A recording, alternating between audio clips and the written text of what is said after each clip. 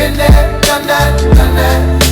Statute of limitation, our vibration raising.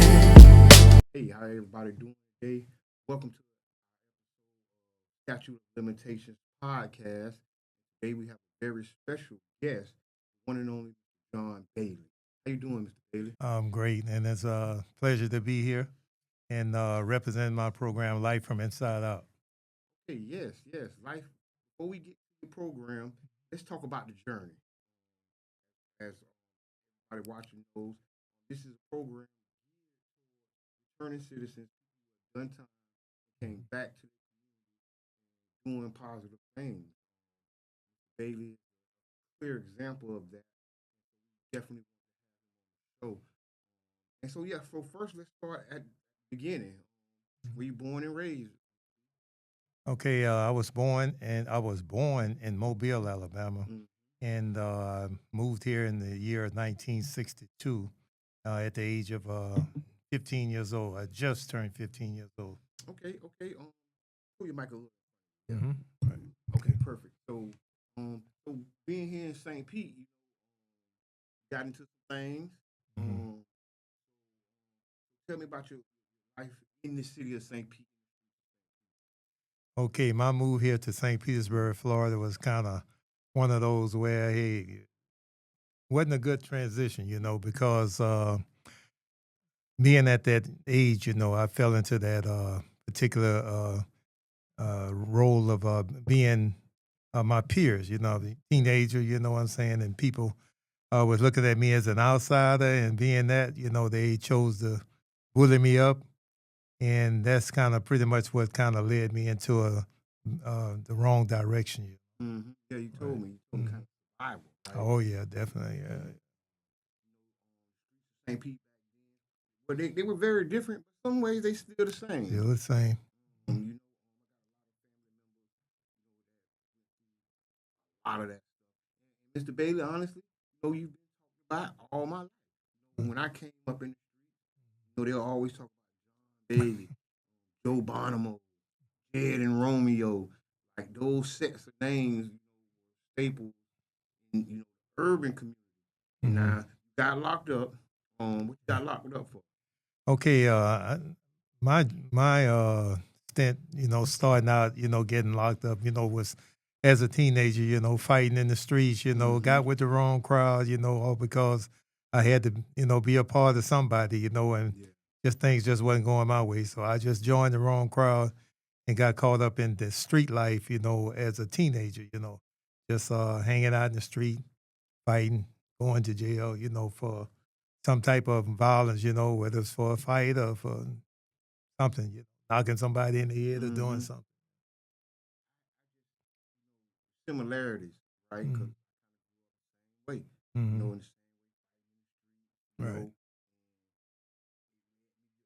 going up the road, Right. right? Right. Went through the same thing, and we 20, 30 years apart, It's right? true. I wasn't even thought of when you was out there. I wasn't even mentioned. But the Mhm. reality is, we got caught up in the same traps, we got caught up in the same obstacles. Mhm. Tell me about how you help overcome some of those obstacles. Um, Pretty much, just getting to a point where you just have to face reality. I was never the type of person I turned out to be. I was Mm-hmm. the type of person, I was raised good with good family and everything, and just got caught up, and got started traveling down the wrong path. And it took me a long time to just come to terms where this wasn't me, So I got involved with drugs, selling drugs. I never used drugs, never used any type of drugs, never didn't smoke, didn't drink, didn't do anything like that. Okay. Yeah, no, Mm. never used any. Tried marijuana one time. Maybe it was the first experience that scared the hell out of me. So, I say if I could get past that day, I say that it's over with for me. And it's been just like that. I'm glad with that type of experience because I let somebody just talk me into doing that. And I was kind of mad at myself for doing that because I don't like to let anybody influence me that way, to do something I don't want to do. Right, yeah. Definitely. let's talk about your trip. You went up the road. Oh yeah, a few times. Okay. You know, it wasn't my first bid. You know, I did it 3 times. You know, the first time was for a violent offense. You know, got into a shootout down in the streets down there. You know, it was crazy. You know, police chasing us through the street. You know, and with high speed chase and uh, boy, I tell you. And so ended up for that particular offense. You know, I was charged with first attempted murder, then eventually for aggravated assault. So I ended up going to prison the first time, doing 14 months. And then from that point, I got out, you know, and I was involved with drugs during that particular time, but I didn't go to prison for anything for the drug offense, but it was for the offense that I was involved in that got me caught up, you know, for selling drugs that got me caught up. So I got out and continued on, you know, selling drugs, you know, end up going to prison again. I was the first person in, I think, in the state to be charged with racketeering, state offense. So they had never charged anybody with racketeering during that time, but they chose our organization because they said that we fit that pattern, you know, the violence, you know, and the pattern of organized crime, so to speak. Mob. Right? Mob Yeah, crime. yeah. So for those who don't know, what is racketeering? Racketeering is a RICO act where you know they charge you with an offense, you know, a corrupt organization, and you have to fit this pattern, you know, of continuous enterprise. Yeah. And just the things, the pattern of the way you do things, you know, and involve violence and stuff like that. So, so they figured this was a way to get me gone away as long as they could. So they had never used that law. You know, you had, you know, as we speak, Joe Biden and people like that, you know, and Joe Biden to me, you know, he was like a godfather, you know, the way I looked up to him, the way a lot of people might look up to, may have looked up to me or something like that, but I never put myself on that plane as I did him because he was the first one like introduced a lot of stuff, and he was a true gangster. I had to give him that. Joe Yeah. Bonomo got him for tax evasion. Tax evasion, drug charges and stuff like that. He ended up passing away in prison, you know, for that offense. He never was able to get out, you know, end up dying in prison. Rest in peace. Yeah. Original Saint. Oh yeah, the way I call him. Yeah. So end up going to jail, prison, and for the long bid. How long did you do? And like, what was that like? Well, actually, for the offense RICO, I had a ton of charges. I mean, I had uh, I had a aggravated battery charge where a guy came in my business and tried to rob me. Yeah. And, you know, I did what I do. You know, I dogged him out, you know, and I just didn't think nothing of it. You know, I just say, well, I don't involve the police. I'm the judge, the jury. That's the way I was thinking. That's why I was headstrong. And I just did what I had to do to him and just went on about my business. But he was messed up so bad, I guess he had to go to police because he was had to go to the hospital. But the thing was, this guy had 2 other robbers on him, and he thought he could come rob me, but it didn't work out for him. And but I guess I turned him into a law-abiding citizen because he went and put the police on me. You know what I'm saying? So That was also and a so part of that RICO. I ended up doing 10 years on that from 1979 to 1989.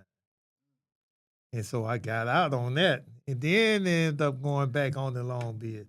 So I tell people, I say, altogether, I've done 39 years in prison. You know, and I tell people, I say, you know, I'm 78 years old. I said half of my life. You figure 38 and 38, you know, I mean 39 and 39 is 78. So half of my life has been spent by prison walls. And not to dwell on the incarceration part, but you do have a redemption story. Oh, absolutely, yeah. You know, so, you know, I never was the type of person. If you would have ever told me I'd be a drug dealer, I'd have told you was a lie. Because to be honest with you, I didn't like drug dealers. You know, I didn't think you know, I used to see people selling drugs and stuff like that. I didn't like it. You know, you watch the old movies back in the day, Superfly and all that kind of stuff. You know, it was good movies. You know, but I just say I could never do that. End up getting caught up in that same environment. And always people say, "Well, how did you get caught up?" I say, "Well, I say, you know, it was at a point where my things were kind of tight." And I said, somebody made me an offer that I should have refused, but I didn't refuse. They made it sound too good.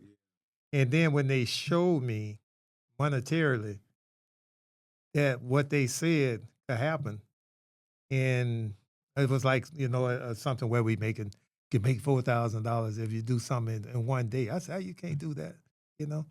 And so when somebody did it in less than one day, and I say in like about 12 hours, and the first thing I said, 4,000 in one day, 10 days, 40,000. I started adding it up like that, and boy, I said, if I could do this for 1 year, bingo. I caught up, you know, just I caught in that trap, and I always call that story that I tell about the pigeon and the peanuts.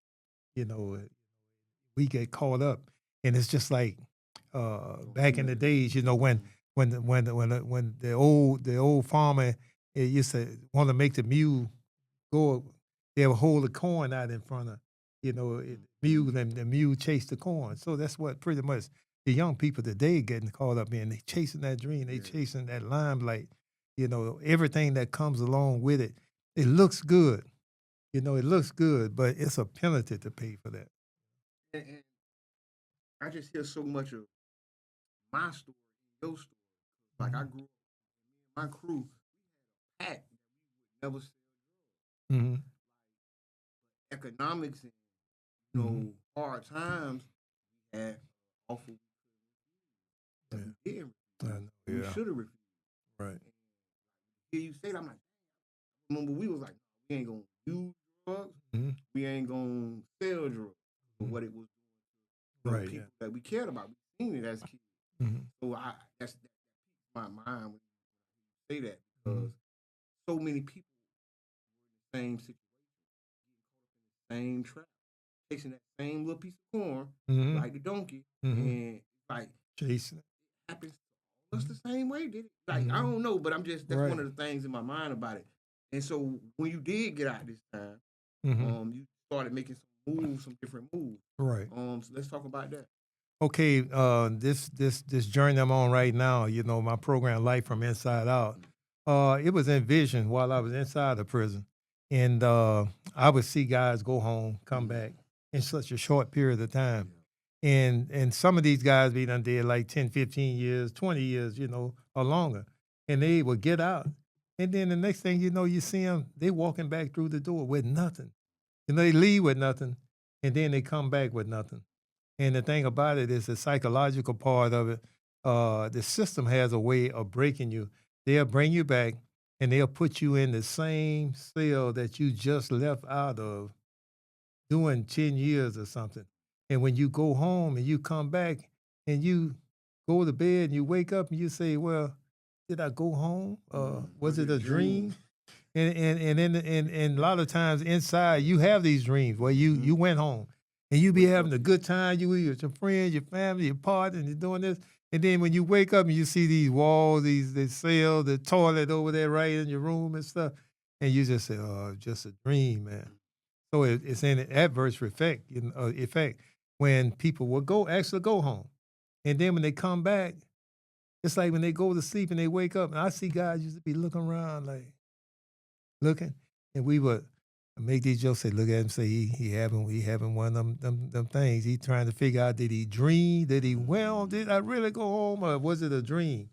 And what it does mentally, man, it just destroys people. That's the psychological. Oh yeah. Uh-huh.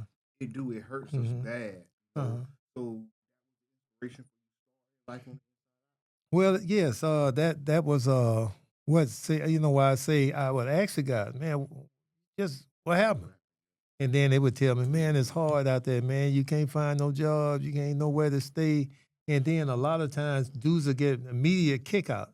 So when they get immediate kick out, they don't go through no type of program, release program. like So emergency release. Yeah, because maybe there's all of a sudden a law came about where their time changed. They changed their time, so they got to get out, and they did me like that. But Lord, right, yeah, I'm gonna get to that.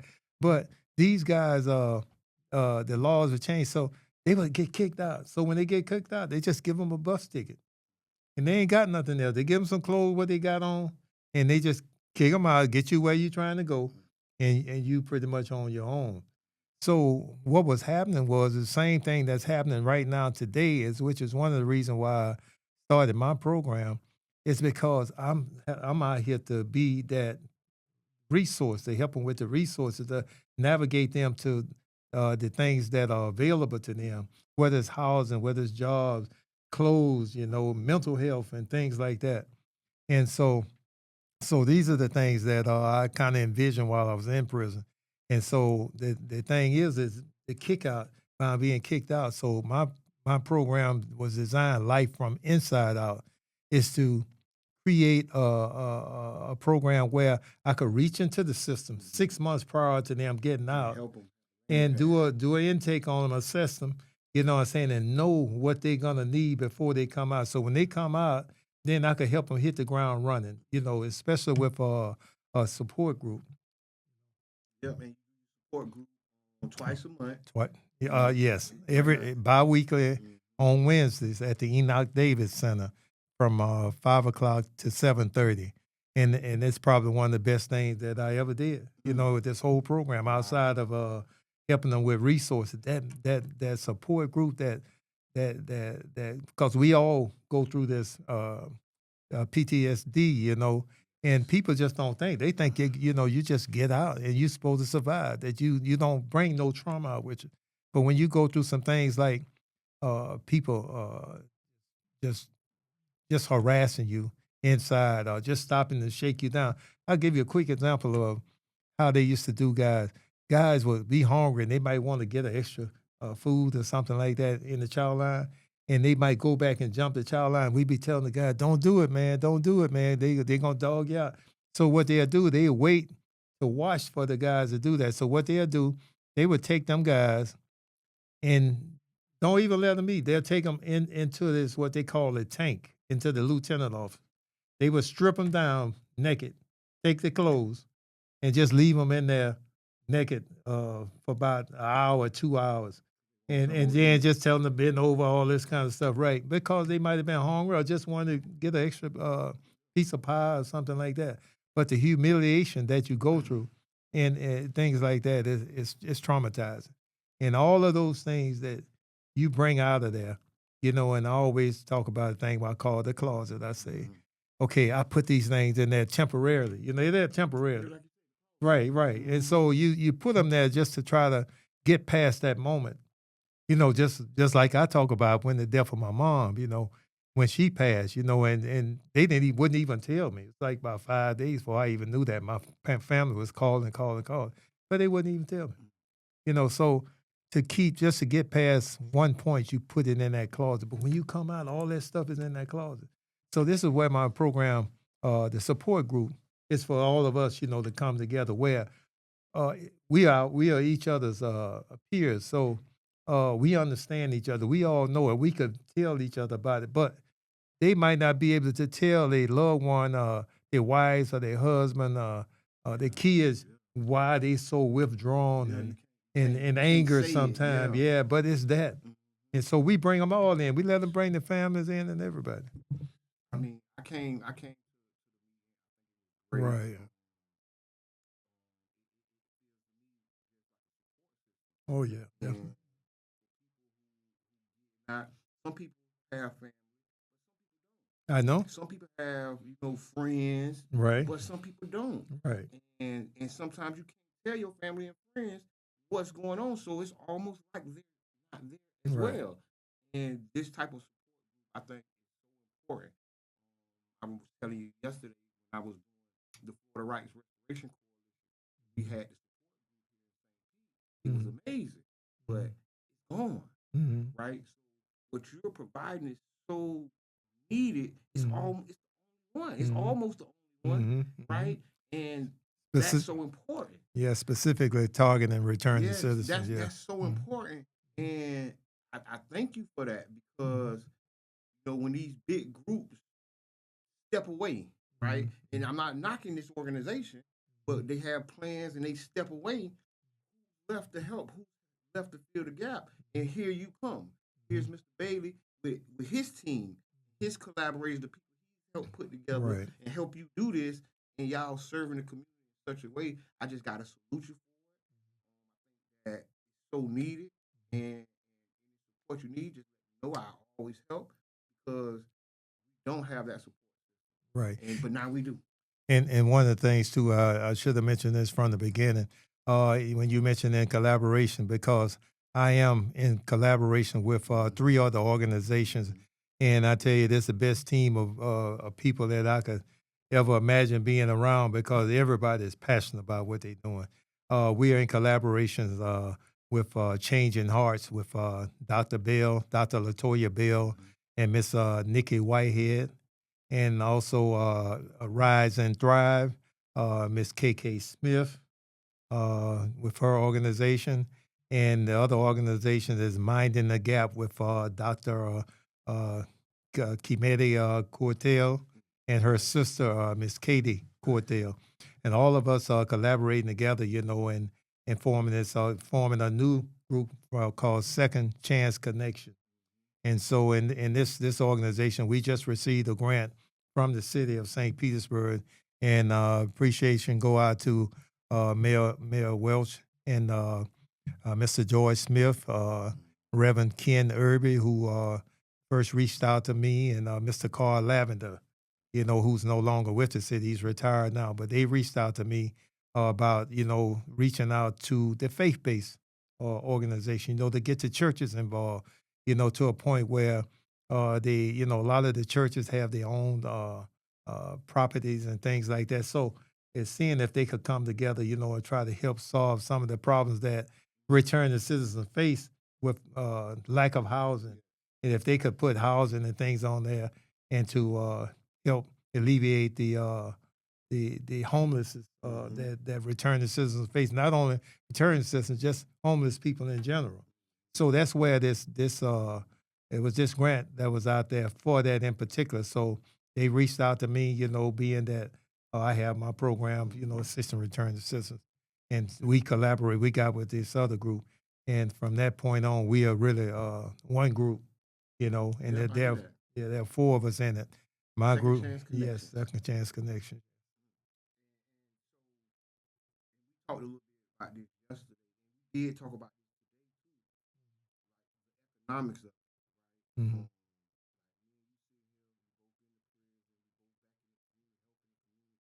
all kind Hmm. of God doesn't stop. You Hmm. still need That's true. economics. About operations, ways help community members, help returning citizens, Hmm. helping them get jobs, helping them find opportunities. Like I was saying, Hmm. because Yeah. a lot of times when I got out, it wasn't no job waiting up for me. Hmm. Right? I had to figure my way out. And it took me 10 years. Hmm. Hmm. Just get right on track. I had to figure my way out through it. So your group and things you're doing step towards that. How you feel about like entrepreneurship, starting your own business, doing your own thing as a returning citizen? I'll be honest with you. I think that is the key because whereas we are dependent on other organizations that say on paper that they are felony friendly, and then when it all boils down to it, they really not because they create these high hurdles that you have to get over, and a lot of them, just like I say, once you people need to know, whatever you do, don't ever get to a point where you commit a crime or get convicted of a crime because that's a life sentence. It's not to the point where if you get 2 years, 5 years, or 10 years, if you do those 2 years, 5 years, or 10 years, and expirate your sentence, that sentence continues on because society has this thing where you never get over that sentence. You basically gave yourself a life sentence, or society gave you a life sentence, really, and because no matter how long you've been out, they're gonna hold that against you. It's like it's a blemish on your record forever, forever. That you, No, you can't well, erase it. some people clemency Mm-hmm. Mm-hmm. or get records expunged, Mm-hmm. but you have like career criminals, right? Mm-hmm. And I don't like to use the word career criminal, but record, Mm-hmm. right? Because there comes a day in these lives. Oh yeah. I probably was stealing cars, Mm-hmm. whatever, 20 years. Right. Yeah. Here I am at 45. I ain't did it in 20 years. That's right. That's what I'm So saying. we society has to help us in a lot of ways, but then also we're gonna have to help. That's true. We're gonna have to find Right. businesses. If you like washing cars, start a car washing business. Painting, start painting. Right. Mm-hmm. If you're an artist, start selling your art.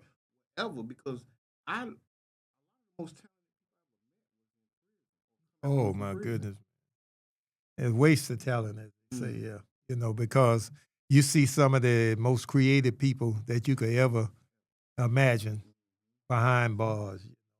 And like you say now, I don't want to put it all on society. Sometimes we have to humble ourselves. Sometimes we want to. It's just like me. I say, you come out. You have everything. You have homes, you have cars, you have all the money you think you might want. Something like that. But uh, you have to come to a point where you say, is are you chasing that ear of corn? Are you chasing that rainbow? Are you seeing the final analysis of doing that? Is that what you want? I don't wish prison on my worst enemy. The way it is right now, I don't wish it on my worst enemy. And all of these so-called gangsters out there that call themselves gangsters, you ain't gangsters. You get ready to go where gangsters are. You don't have no gun. You ain't got no gun. You get ready to go in a place where, hey, you're going to have to be real, real tough. And I don't even know how I'm alive today, how I made it out. And I remember when I was leaving, God told me, he said, man, JB, man, you going home. Because they came to my cell and they told me, hey, man, pack your stuff, you got 2 hours, we got to get you to the bus station. I thought maybe I might get released. I was waiting on it, but You didn't I know. no, I didn't know. And all of a sudden it happened. And then I was angry. I said, you want to push me out now? I said, I've been here 28 and a half years now. You want to push me out? I said, I ain't no hurry. I'm mad. And the guy said, man, JB, you going home. You going home, man. Like trying to tell me, man, this ain't no dream. So, and then the one guy say, you making it out alive, and then I had to stop and think of all the days where I would get up just to make it through one day alive. When you see guys getting stabbed, getting killed, getting manged up, you see the system, you see them dogging people out doing the George Floyd to them, man. And you got to look at that and you almost like want to make a move. And I say, if I do anything, one little blemish on my record where I'd never sit here today, and I done did some stuff, you know what I'm saying, where if it was just got reported, I wouldn't be here. So it's so much, man, you got to go through and you have to humble yourself and say, man, I'm changed.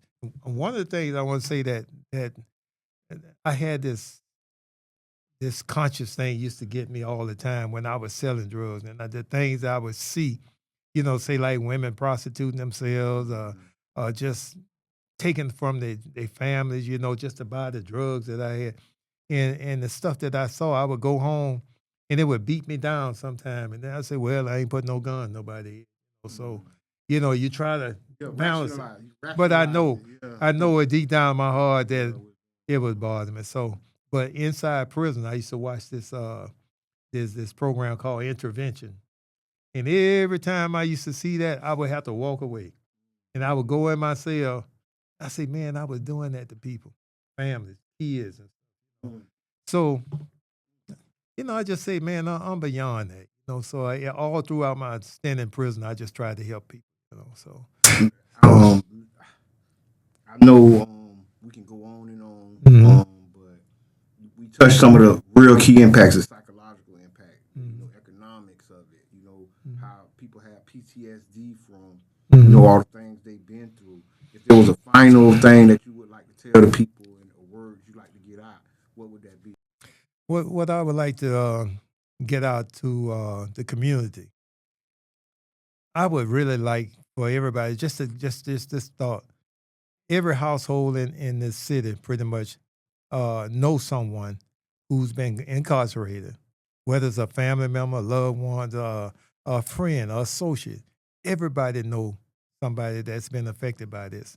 And for all of us out there, all of my comrades, I say that has done time in prison, who has know the hardships and the struggle of it. Y'all come out, man. Come out. We got to get together. We got to support this system where we got to come together and tackle these issues and fight the system. Because don't hide. I know a lot of you have been out, and you wanna say I don't want nobody to know, but no, man, wear it on your sleeve, man. Let's come together and join me, man, and let's get together and do something about this. Let's go to City Hall. Let's do what we need to do. The mayor, like I say, is already giving me a program, but we need more. We need more. Every Wednesday. Yes. Every Wednesday, bi-weekly at the Enoch Davis Center, from 5 o'clock to 7:30. Our support group that we have some light refreshments. Sometimes we get together maybe at least twice, once that month, and we cook some real down home food, man. We just sit around, enjoy each other, and share just with each other, the hardships and the struggle that we are facing. And it is a beautiful thing. We become like a family, and I'm gonna get some shout outs to all of my group that's there, and man, just keep coming, and everybody, they just be ready to go. They say we should do it every week. Yeah. Right, yeah. So I want to thank y'all for tuning in. Mr. Bailey for coming through, blessing us with time. This is the Statute of Limitation podcast. Tune in, share, and like, support. Have a place for citizens coming to change their life. We want to have a platform for them to hear how their voices heard. So once again, my name is Mr. Edmond. We're out. Been there, done that. Statute of limitation, our vibration raised.